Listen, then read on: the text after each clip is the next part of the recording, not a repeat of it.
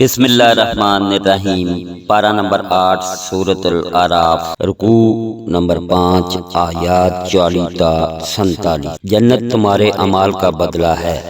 5ویں رکوع میں ارشاد ہوا کہ جو تکبر کی وجہ سے اللہ کی تعلیمات کو جھٹلاتے ہیں وہ جنت میں داخل نہ ہو سکیں گے جب تک کہ اونٹ سوئی کے نکا سے نہ گزر جائے۔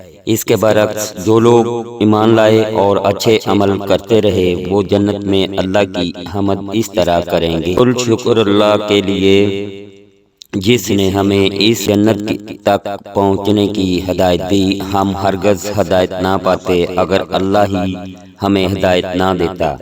اللہ جواب میں ارشاد فرمائے گا کہ جنت دراصل تمہارے اعمال کا بدلہ ہے۔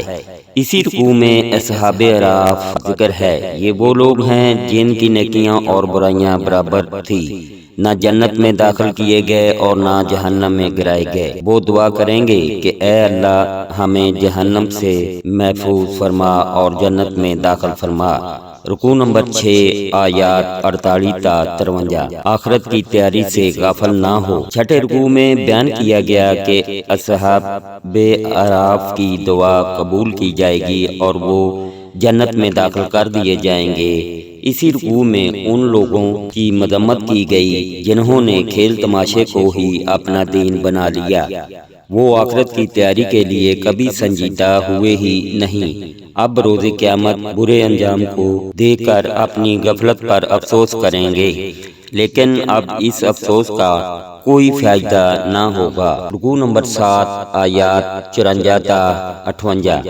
دعا کے آداب۔ 7ویں رکوع میں تلقین کی گئی کہ دعا صرف اپنے حقیقی رب یعنی اللہ سے کرو۔ دعا کے آداب یہ ہیں کہ یہ تنہائی میں اور گڑ گڑا کر مانگی جائے۔ دعا کرتے ہوئے اللہ سے اچھی امیدیں بھی ہوں اور اس کا خوف بھی طاری ہو۔ دعا میں زیادتی نہ کی جائے یعنی چلا چلا کر نہ مانگا جائے اور نہ ہی ایسی دعا کی جائے جس سے کسی اور کا نقصان ہو۔ اللہ سے بھلائی کا سوال کیا جائے۔ زمین میں فساد نہ کیا جائے یعنی اللہ کی نافرمانی نہ کی جائے۔ اگر ہم اللہ کا حکم پورا نہیں ہماری دعا پوری نہ کرے گا۔